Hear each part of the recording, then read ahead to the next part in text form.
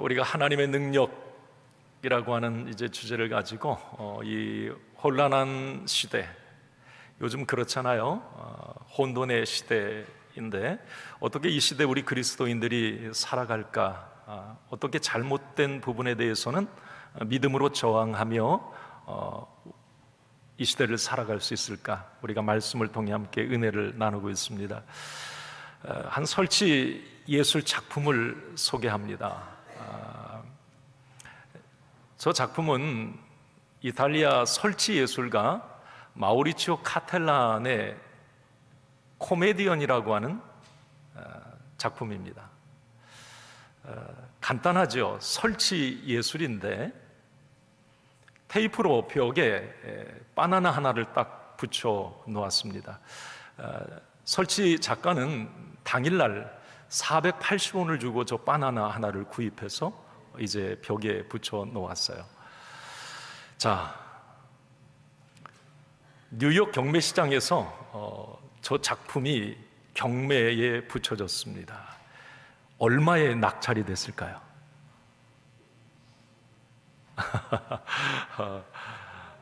네. 620만 달러, 우리나라 돈으로 83억 원에 낙찰이 됐습니다.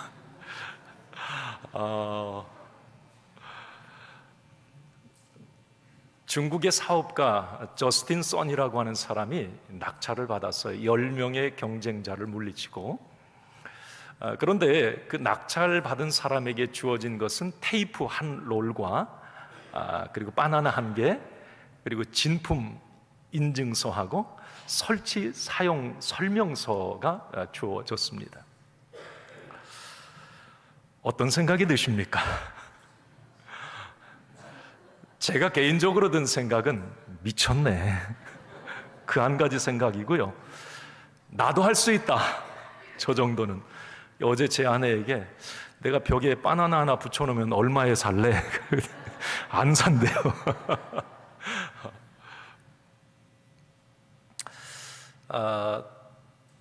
단순함의 가치? 심플의 힘이 아닐까? 보통 여러분 설치 예술은 거대하고 웅장하고 대단히 복잡합니다. 그런데 마우리치오 카텔란이라고 하는 설치 예술가는 너무 단순하게 표현을 했어요. 게리 켈러라고 하는 작가가 이 원띵이라고 하는 이 책에서 그런 얘기를 합니다. 교보문고에 갔다가 눈에 확 들어가지고 사서 이제 제가 이렇게 대충 넘겨봤어요. 내용은 이렇습니다. 이 시대가 복잡한 시대예요. 다원주의 시대. 혼란해요. 복잡하니까 섞여 있습니다. 그런데 이러한 시대에 성공자는 누구냐? 그 복잡함을 단순화시킬 수 있는 사람, 복잡한 가운데 한 가지를 돌파하는 사람이 세상에 영향력을 미치더라는 거예요. One thing, 한 가지에 집중. 저 책에 보면 이런 이야기를 합니다. 여러분 지금은 고인이 됐습니다만 애플의 창업자 우리 스티브 잡스가 여러분 애플폰이 그 아이폰이 성공할 수 있는 비밀을 저 책에서 얘기를 하는데 그 비밀은 단순함이었다라고 얘기합니다. 2006년에 이 아이폰이 처음 나올 때에 그 당시에 다른 휴대폰들은 되게 버튼이 복잡하고 이 키보드 요게 상당히 복잡했다고 그래요. 그런데 이 아이폰과 같은 경우는 심플합니다. 그게 먹혀 들어갔다. 그래서 스티브 잡스는 이런 이야기를 그 책에 인용을 하고 있어요. 가장 중요한 것은 무엇을 뺄지를 선택하는 거다. 저는 고민을 많이 했습니다. 이 단순함, 이 심플, 오늘 이 말씀의 주제와 어떻게 연결이 될까? 여러분 믿음이란 뭘까요? 믿음의 색깔은 뭡니까? 단순함입니다. 믿음은 심플한 거예요. 여러분 율법이 복잡합니까? 율법, 성경에 대단히 복잡한 것 같지요. 이것을 딱 줄여 놓으면 두 가지입니다. 순종은 축복이요, 불순종은 저주입니다. 이게 율법의 핵심이에요. 심플해요. 여러분, 복음이란 뭐죠? 복음은 예수 그리스도. 그 예수 그리스도를 믿으면 구원받는다. 이게 복음입니다. 그래서 믿음이라고 하는 것은 이렇게 단순함이고 심플함이라고 하는 겁니다. 성경에 위대한 믿음의 사람들의 공통점이 있다는 말이에요. 그것은 뭐냐면 하나님에 대해서, 말씀에 대해서 단순한 사람들이었다고 하는 걸 알게 됩니다. 예수님의 제자들이 성령 받은 이후에 나가서 복음 전할 때에 대단한 설교를 했던 것 아닙니다.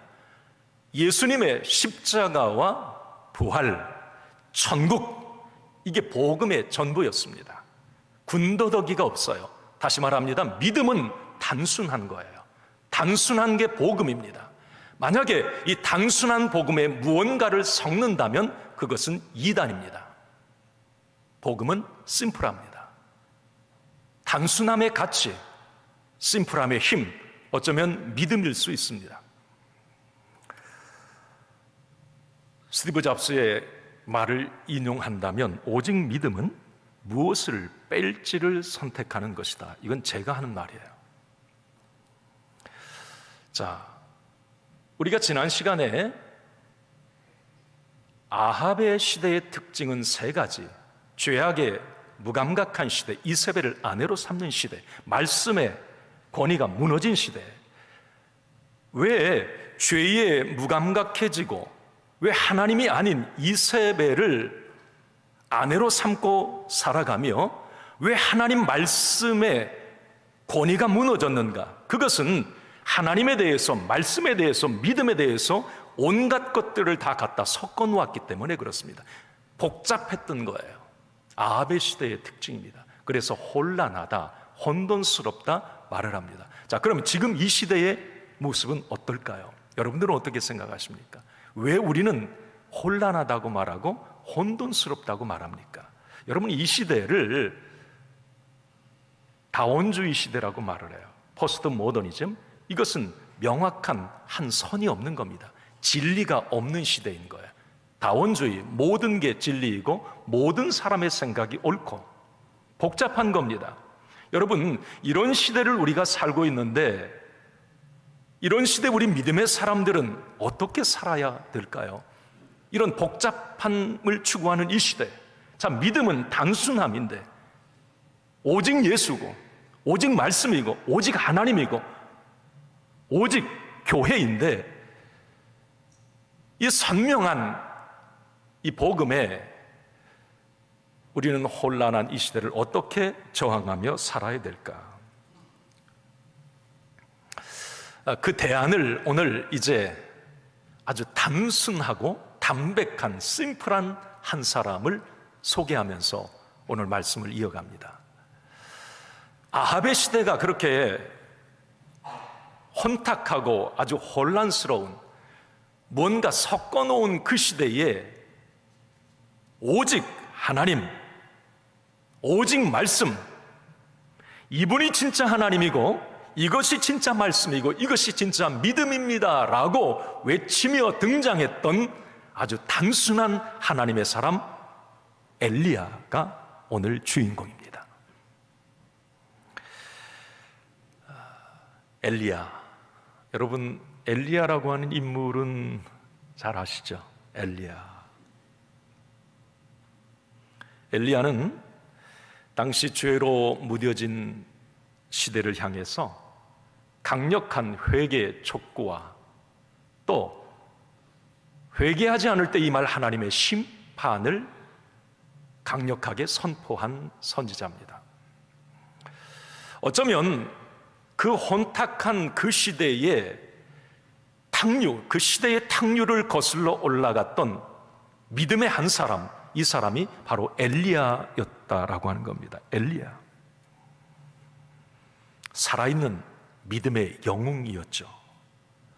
자, 오늘 여러분 우리는 이 엘리야를 보면서 오늘 단순함, 이 심플함의 주인공이었던, 그래서 한 시대의 역사를 바꿔놓았던 그 하나님의 사람 엘리야를 보면서, 자, 그렇다면 나는 그리스도인의 한 사람으로서 이 혼탁한 시대를 어떻게 살아가야 될지 엘리야가 우리에게 많은 힌트를 줍니다. 자, 그러면 이 엘리야는 어떤 사람이었을까? 시대의 영웅 엘리야, 나도 닮고 싶다. 그 엘리야는 어떤 사람이었을까? 첫째는 이런 사람이었습니다. 한번 우리 같이 읽어보겠습니다. 시작. 하나님의 능력에 사로잡힌 사람. 자, 엘리야는 뭐에 사로잡혔다고요? 하나님의 능력에 사로잡혔다 그랬어요. 하나님의 능력에 사로잡힌 사람. 그 당시에 하나님의 능력을 부인하고 바알신이나 다른 어떤 우상들의 능력을 인정하려고 했던 그 시대에 엘리야는 하나님만이 능력의 하나님이고 살아계신 하나님이다라고 그걸 보여주었던 사람이 엘리야였습니다. 하나님의 능력을 확신했던 사람, 이 시대 저와 여러분들이 되길 바랍니다. 하나님의 능력을 확신합시다. 오늘 1절은 엘리야를 이렇게 말하고 있어요. 읽습니다. 길르앗에 우거하는 자 중 디셉 사람 엘리야가 아합에게 말하되 내가 섬기는 이스라엘의 하나님 여호와께서 살아계심을 두고 맹세하노니 내 말이 없으면 수년 동안 비도 이슬도 있지 아니하리라 하니라. 아멘. 자, 우리 엘리야가 이렇게 멋있는 사람인데 하나님의 능력에 사로잡힌 엘리야, 그 인물은 어떤 사람? 여러분 엘리야에 대해서 좀 어느 정도로 알고 계세요? 엘리야 어떤 사람일까요? 보통 성경에 보면 선지자나 왕이나 좀 영향력 있는 인물들 같은 경우는 그가 누구의 자식이고 어디 출신이고 그가 무슨 일을 했는지에 대해서 소상하게 기록이 되어 있어요. 외적인 어떤 스펙들이 좀 나열이 되어 있는 경우가 대부분입니다. 자, 그런데 오늘 엘리야에 대해서만은 오늘 본문 열왕기상 17장 1절 상반절, 이게 엘리야의 소개 전부입니다. 뭐라고 소개를 했어요? 길르앗 지역에 살고 있는 디셉 사람 엘리야. 성경 어디에도 엘리야에 대해서 이야기하는 건 없습니다. 그 출신이나 어떤 배경에 대해서. 이게 전부예요. 자, 여러분, 이건 뭘 말하느냐면, 여러분 그 당시에 이 길르앗이라고 하는 조금 큰 안양시 저기 어떤 구석에 한 어떤 마을, 디셉이라고 하는 마을, 한마디로 엘리야는 무명의 사람이었습니다. 그 당시에 그 누가 알아주는 어떤 예루살렘 출신도 아니고 지식인 출신도 아니고 부모가 뭐 탁월한 어떤 능력자도 아니고 그냥 무명에 묻혀 살았던 한 사람에 불과했어요. 그런데 그 무명의 사람이 하나님 손에 붙잡혔을 때 그는 위대한 선지자가 됩니다. 여러분, 하나님 손에 붙잡힙시다. 우리의 자녀들도 하나님 손에 붙잡히길 바랍니다. 쓰시는 분은 하나님이세요. 네. 여러분, 엘리야 하면 성경에서 이 많은 구약의 선지자들 가운데 엘리야만큼 능력의 사람은 없었어요. 그 무명의 사람이 하나님 손에 붙잡히니 어마어마한 사람이 돼요. 성경에 죽음을 보지 않고 들림받은 사람 둘 누굽니까? 엘리야와 에녹. 첫자가 이응자 똑같네요. 그죠? 에녹, 엘리야. 이상하네. 엘리야는 능력의 사람. 성경에 가장 기적을 많이 행했던 선지자 가운데 하나도 엘리야예요. 율법의 대부하면 모세, 선지자의 대부 엘리야입니다. 예수님 변화산에서 누구와 얘기해요? 모세와 엘리야와 얘기를 합니다. 그러니까 여러분, 이 엘리야는 위대한 선지자예요. 그런데 그 출신 길르앗에 살고 있는 디셉 사람 엘리야, 무명의 사람이 그렇게 위대하게 하나님 손에 붙잡혔어요. 앞으로 세상은 이제 세 가지를 묻지 않아야 이 미래는 그런 사회라고 하는 거죠. 직업과 나이와 학력. 앞으로 미래는 이거 물어보면 꼰대라고 얘기를 합니다. 안 물어본다는 거예요. 예전에는 외형적인 어떤 스펙이나 이력, 뭐 나 누구야, 뭐 네 아버지는 누구냐, 너 어디 학교 나왔어, 막 이거 물어보잖아요. 앞으로 미래 사회 그거 물어보면 안 돼요. 이제 능력으로 모든 걸 평가하는 시대가 되는 거예요. 뭐 중학교를 졸업했어도 탁월하게 자기 능력을 가진 사람은 뭐 성공자가 될 수 있는 게 원띵입니다. 엘리야를 생각하면서 떠오른 건 뭐냐면, 엘리야는 외형적으로 진짜 뭔가 가진 게 없는 사람이었어요. 그러나 하나님이 그를 한 시대에 하나님의 종으로 쓸 수 있었던 비밀은 그 사람의 어떤 중심, 이 믿음의 심지에 있었다고 하는 걸 우리는 성경 이후에서 계속 보게 됩니다. 그러니까 이 엘리야는 하나님이 예쁘게 봐줄 수밖에 없는 그런 확신, 믿음, 흔들리지 않는 중심을 갖고 있었어요. 그러니까 외형적으로는 별 볼 일 없는 사람이었는데 그 중심이 하나님이 너무 좋아할 중심을 갖고 있었어요. 여러분, 다윗 선택할 때에도, 무명의 다윗을 선택할 때에도 사람은 외모, 스펙을 보지만 나는 중심을 본다고 사무엘 선지자를 통해서 말씀하잖아요. 그게 하나님의 사람 보는 관점인데 이 엘리야도 똑같은 상황이었습니다. 자, 그러면 엘리야라고 하는 이 인물, 왜 하나님이 엘리야를 그렇게 그 혼탁한 혼돈의 시대에 그 한 사람을 통해서 엄청난 일을 했을까? 축복의 통로로 사용했을까? 엘리야의 어떤 부분을 하나님은 예쁘게 봤을까? 오늘 1절, 이제 아까 전반부는 엘리야의 출신 배경을 짧게 얘기했는데 그 뒤쪽에 이제 이렇게 볼 수가 있어요. 우리 1절을 다시 한번 좀 보여주시겠습니까? 한번 같이 읽습니다. 길르앗에 우고하는 자 중에 디셉 사람 엘리야가 아합에게 말하되, 내가 섬기는 이스라엘의 하나님 여호와께서 살아계심을 두고 맹세하노니 내 말이 없으면 수년 동안 비도 이슬도 있지 아니하니라 하니라. 자, 엘리야가 하나님 마음에 쏙 들었던 이유 가운데 하나가 1절 중간에 내가 섬기는 이스라엘의 여호와께서 살아계심을 두고 맹세하노니 그랬습니다. 이게 여러분 무슨 말인 줄 아세요? 자, 이 얘기입니다. 내가 믿는 하나님은 살아계신 하나님이십니다. 나는 그 하나님을 확실히 믿습니다. 이거예요.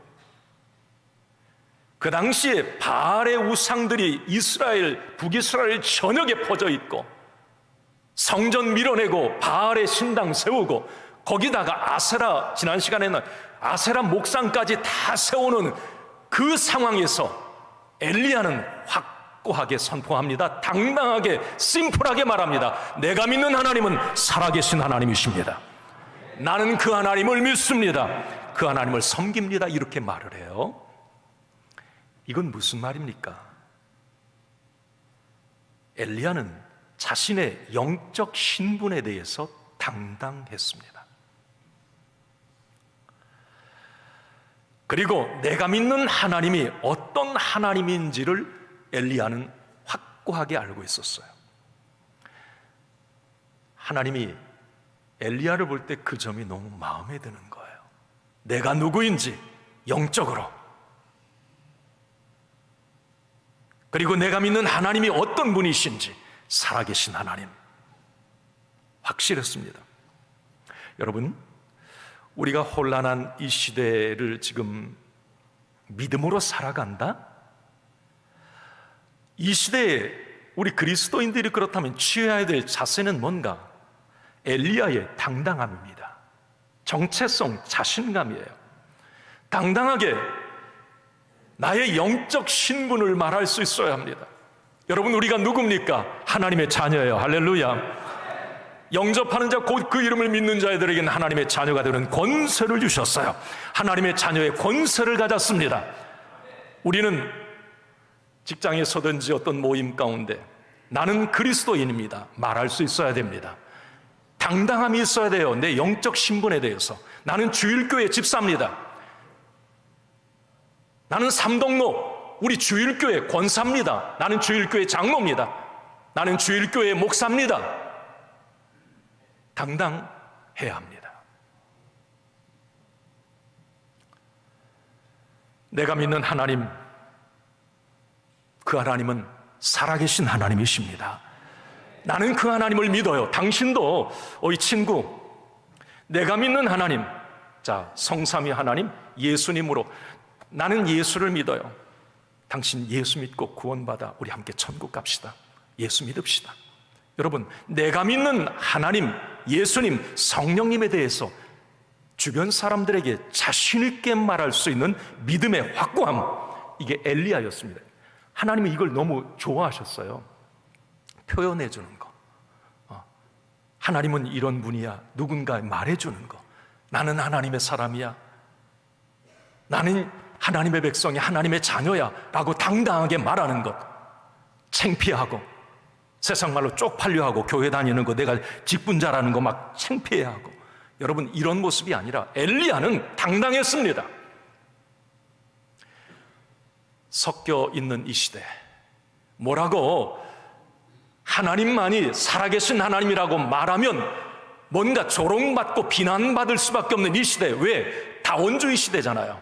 우상들이 너무 많잖아요. 이 시대에 여러분, 내가 하나님의 사람이고 나는 살아계신 하나님을 믿습니다. 하나님은 살아계십니다. 이렇게 말할 수 있는 영적 당당함, 이게 저와 여러분들에게 있기를 바랍니다.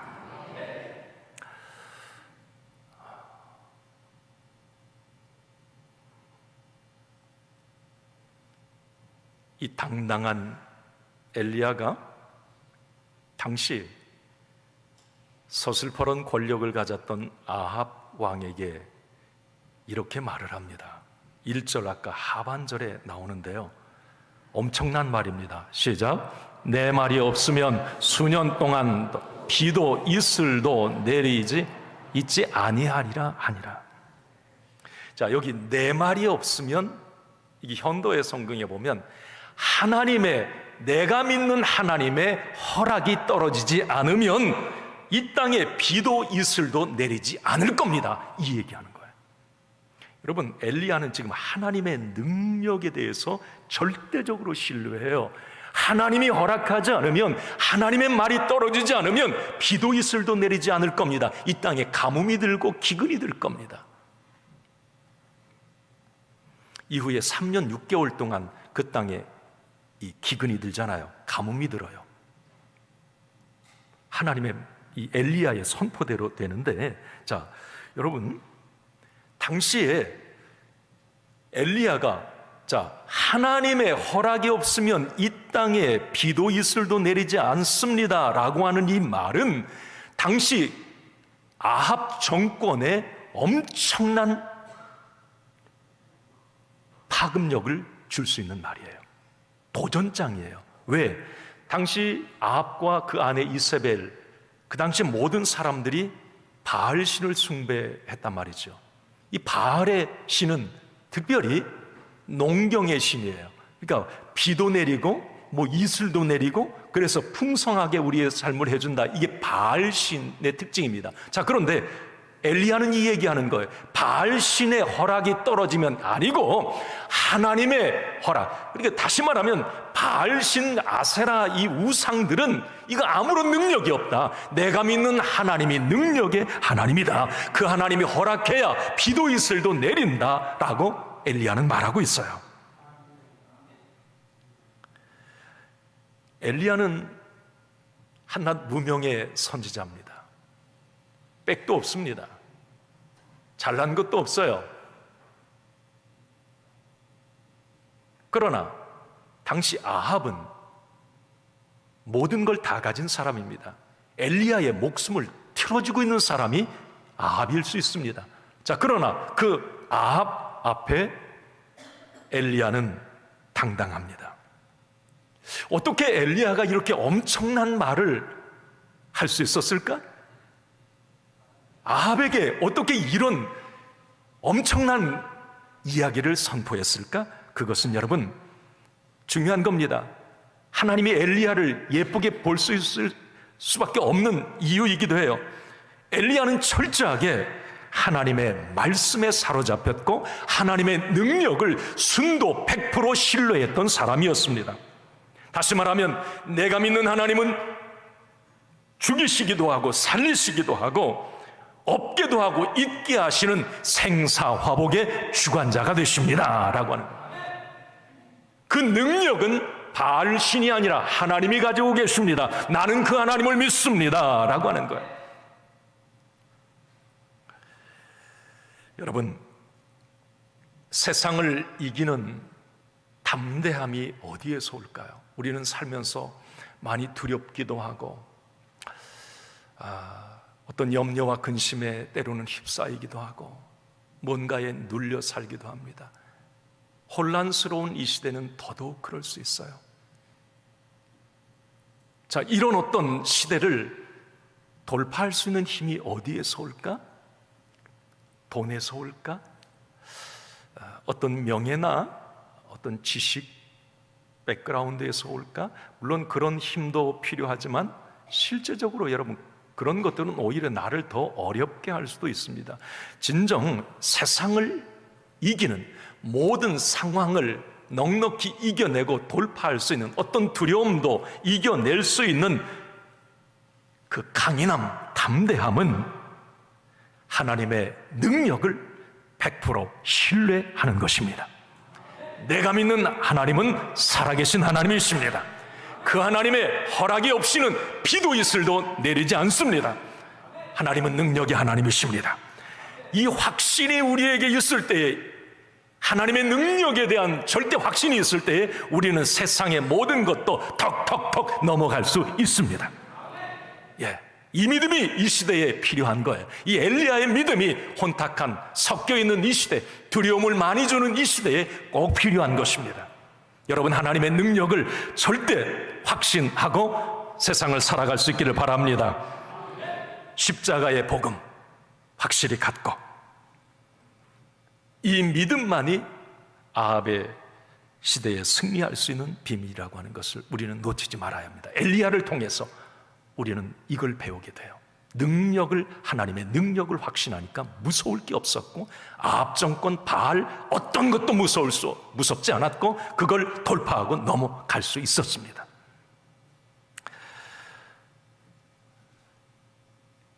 이 엘리야는 또 하나 이런 사람이었습니다. 우리에게 이게 필요하죠. 또한 두 번째인데, 엘리야는 말씀에 사로잡혀 있는 사람이었음을 우리가 알게 됩니다. 철저하게 하나님의 말씀 따라 움직였어요. 하나님의 능력을 절대 신뢰하니까 그 능력이 하나님이 말씀하시면 그냥 그 말씀에 토달지 않았어요. 왜라고 말을 하지 않습니다. 그냥 하나님이 말씀하시면 그 말씀을 그대로 믿었던 거예요. 오늘 본문에 보면, 자, 엘리야에게 하나님이 갑자기 좀 이상한 명령 하나를 내리세요. 지금 그 명령은 그 상황과 여건에 절대 맞지 않는 하나님의 말씀이에요. 오늘 2절, 3절, 4절 이렇게 하나님이 말씀을 하세요. 한번 읽습니다. 여호와의 말씀이 엘리야에게 임하여 이르시되 너는 여기서 떠나 동쪽으로 가서 요단 앞 그릿 시냇가에 숨고 그 시냇물을 마시라. 내가 까마귀들에게 명령하여 거기서 너를 먹이게 하리라. 여러분, 이게 그냥 우리 말씀이니까 그냥 우리 받아들이지만 당시 엘리야에게 이게 얼마나 뚱딴지 같은 말씀인지 여러분 아십니까? 아니, 지금 아합 정권, 바알 정권, 우상 정권, 하나님의 백성들인데 지금 난리가 났어요. 나라가 뒤틀려 버렸습니다. 그런데 하나님의 능력을 절대 확신하기 때문에 엘리야는 아합 정권에 선포했어요. 하나님이 허락하지 않으면 비도 이슬도 내리지 않아 이 땅에 가뭄 들 거야. 기근으로 온 백성이 죽어갈 거야. 그 말을 선포해 버렸어요. 자, 그러면 이참에 하나님의 능력 보여주면서 하나님도 야 이거 이렇게 막 그러면서 기적으로 역사해서 그 아합 정권을 확 밀어붙이는 게 이게 상식이에요. 바알의 단을 무너뜨리는 게 그게 지금 상식입니다. 자, 그런데 하나님이 갑자기 말을 해요. 야, 도망가. 떠나라 이 말이에요. 떠나서 그리시네가에 가서 거기 머물라. 그럼 내가 너 먹여 살려줄게. 아니 이게 무슨 말인가? 여러분 1절과 2절 사이에는 어떤 설명도 없어요. 왜라고 하나님이 너 이것 때문에 한 조금 가서 몇 개월 있든지 아니면 이런 상황이니까 좀 피하고 좀 언제 내가 오라고 할 때 이런 말이 없어요. 가서 떠나라, 머물라 이렇게 말을 합니다. 내가 엘리야라면 좀 답답했을 것 같아요. 왜 가라고 그래요 하나님? 지금 확 밀어붙여야 되는 거 아닙니까? 아니 왜 그래요 하나님? 이건 안 맞아요. 하나님 저 도와주세요. 제가 그냥 확 아합 정권을 뒤집어 엎을게요. 그런데 자, 엘리야의 위대함이 여기에 있어요. 섞여 있는 하나님의 말씀에 온갖 잡것들을 갖다 다 섞어놓은 그 아합의 시대에 하나님이 엘리야를 너무 기뻐할 수밖에 없는 이유가 여기에 있습니다. 오늘 5절에 보면 자, 엘리야의 행동입니다. 한번 같이 읽습니다. 시작. 그가 여호와의 말씀과 같이 하여 곧 가서 요단 앞 그리스대가에 머물매. 할렐루야. 엘리야는 왜 하나님, 왜 지금, 왜 거기라고 말을 하지 않아요. 하나님이 말씀하시니 알겠습니다. 곧 가서 머물매 그랬어요. 철저하게 엘리야는 하나님의 말씀 명령 따라 움직였어요. 이 엘리야의 모습입니다. 그러니까 엘리야는 말씀에 대해서 확고한 어떤 이 선을 가지고 있었어요. 네. 거기에 다른 게 섞여 있지 않아요. 엘리야가 받은 말씀에 그 어떤 것도 왜 지금 그게 섞여 있지가 않아요. 하나님의 말씀을 올곧게 그대로 녹여 받아들입니다. 여러분 믿음이란 뭘까? 믿음이란 뭘까요? 저는 그런 생각해 봐요. 아까 지금 서두에 말씀드린 믿음은 단순한 건데 담백하게 그냥 하나님의 말씀을 받아들이는 건데 자 여러분 실제적으로 우리의 삶에 어떤 하나님의 말씀이 임해 그런데 그 말씀을 받았을 때에 야, 이 말씀이 지금 내 상황과 전혀 안 맞아. 아니 이 말씀이 그대로 된다고? 아니 이걸 믿으라고? 아니 말씀 이것 붙잡고 기도하라고? 그런데 여러분 진정한 믿음이란 뭐냐? 왜? 의심? 여기 아니에요. 자 히브리서 11장 1절 말씀에 믿음은 바라는 것들의 실상, 보이지 않는 것들의 증거예요. 이게 무슨 말이에요? 자 믿음이란 뭐예요? 자 바라는 것은 지금 내게 없는 거예요. 막연히 바라는 거예요. 보이지 않아요. 자 그런데 그게 실제적으로 실상으로 내게 온 것처럼 어떤 확실한 증거가 있는 것처럼 그 말씀을 그대로 받아들이는 게 이게 믿음이라는 거예요. 이게 믿음인 거예요. 그래서 여러분 이 엘리야의 믿음 같은 경우도 동일합니다. 엘리야가 하나님의 말씀을 받아들이는 것도 똑같아요. 지금 막연한 상황이지만 그걸 하나님의 말씀으로 받고 이루실 것을 믿고 움직였고 그대로 행동했다고 하는 사실이에요. 이게 엘리야입니다. 하나님은 어떤 사람을 축복하시고 어떤 사람을 들어 쓰실까? 말씀 따라 움직이는 사람입니다. 충분한 설명과 이해가 없어도 하나님의 말씀이라면 아멘, 아멘 하고 나아가는 사람, 하나님은 그 사람을 말씀으로 축복하십니다. 말씀은 곧 하나님이세요. 말씀 기도가 그래서 중요하다고 제가 신방하면서 계속 레마의 말씀 주셨으면 그 말씀 붙잡고 기도하라고 제가 계속 권면하는 이유도 거기에 있습니다. 말씀을 순도 100% 그대로 신뢰하고 외라고 이것이 내 삶에 그대로 믿습니다. 하나님의 말씀이니까 내가 믿습니다. 이 믿음을 하나님은 보기 원하시는 거예요. 그 믿음이 역사를 일으켰던 것입니다. 여러분, 그래서 저는 오늘 예배드리는 여러분, 자, 우리 예수 믿으면서 너무 따지지 맙시다. 너무 재지 말고요. 하나님의 말씀이라면 아멘 그대로 한번 믿어보는 이 믿음의 결단력, 이게 엘리야인데, 자, 우리에게 그게 필요한 거예요. 주일 성수 해야 합니다. 그러면 아니, 주일날 꼭 뭐 교회 가야 됩니까? 아니, 요즘에 코로나 이후에 뭐 지금 우리 실시간 영상 하는데 영상으로도 뭐 예배 드리면 되지요. 뭐 주일날 꼭 교회 가야 돼요? 하나님의 말씀이니까 아멘, 가야 됩니다. 가서 예배 드려야죠. 아멘, 나는 그대로 순종합니다. 11조 해야 물질의 질서가 잡힙니다. 그러면 11조 해도 못 사는 사람 많은데 왜? 여러분, 하나님의 말씀이니까 그냥 믿으면 안 되는가?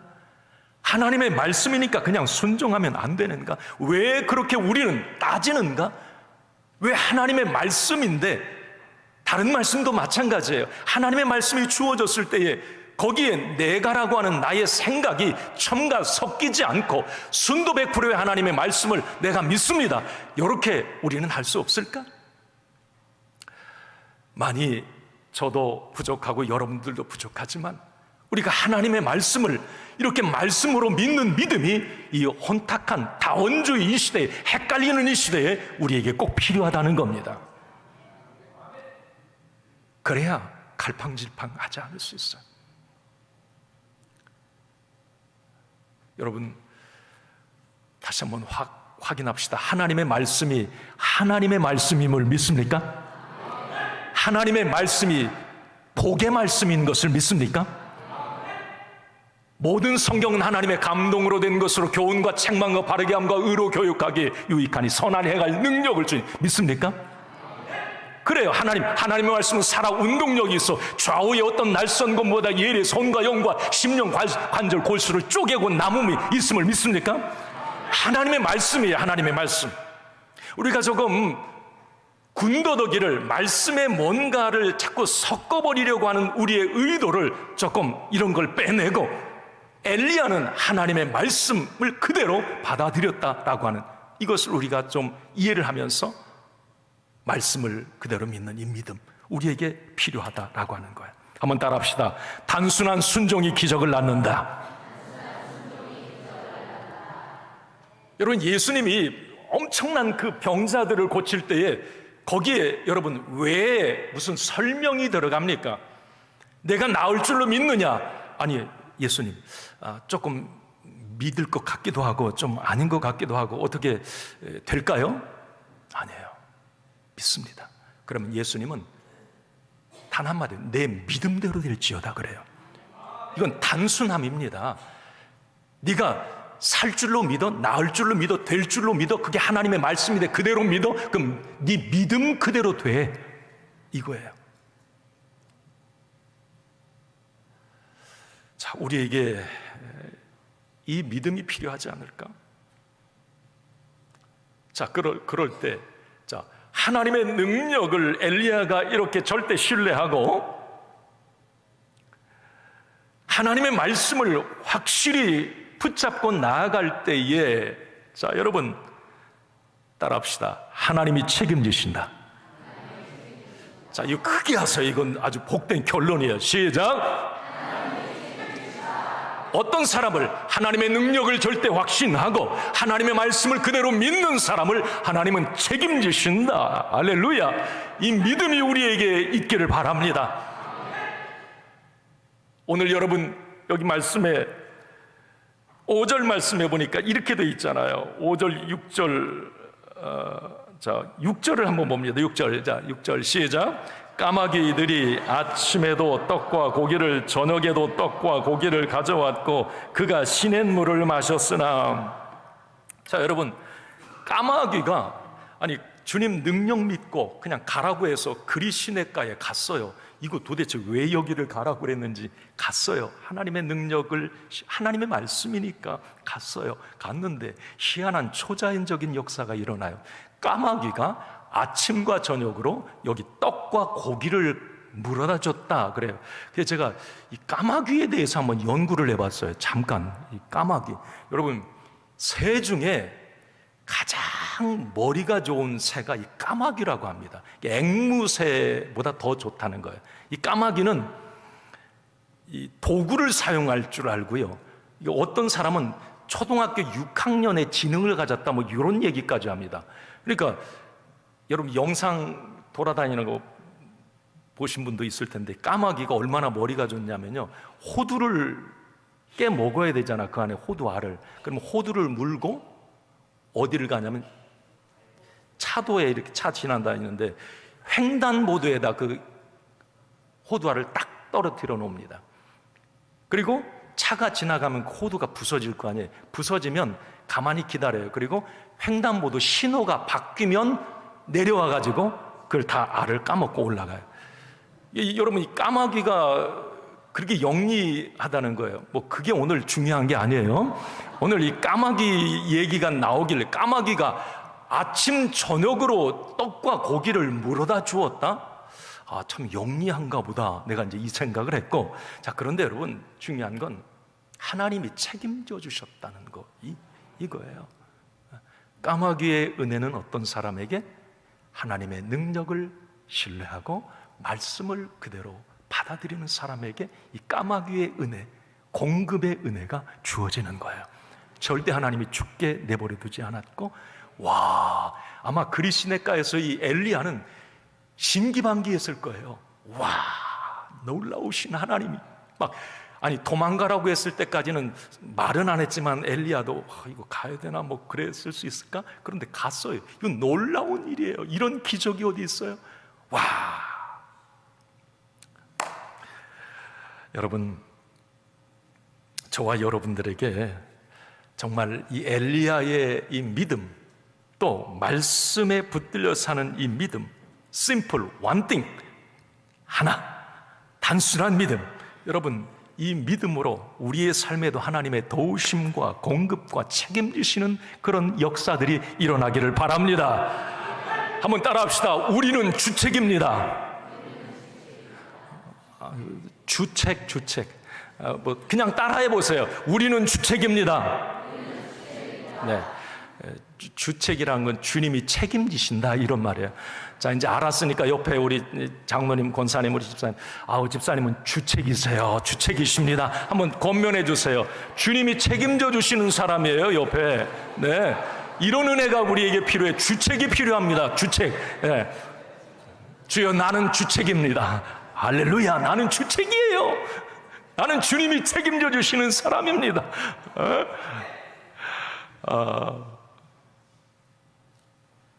오늘 말씀을 마치면서, 자, 혼란의 시대이고 정말 진리 실종의 시대이고요, 복잡하고 헷갈리는 시대가 지금 이 시대 맞습니다. 우리 그리스도인은 어떻게 살아야 될까? 오늘 엘리야가 우리에게 그 대안을 확실히 보여주었습니다.